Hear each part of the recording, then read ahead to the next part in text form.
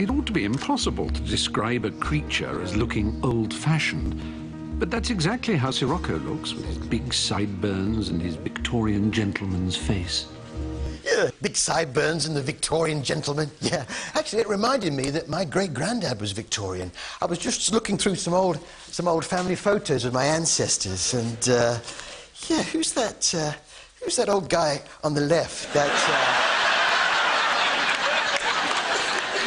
I think that's Uncle Kapako. I think, yeah, he's extinct now.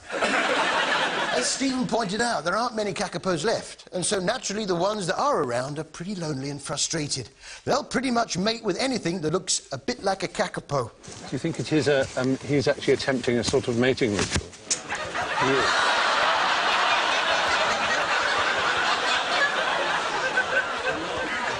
Go on, son, go for it. Go on. Give it some. Go on.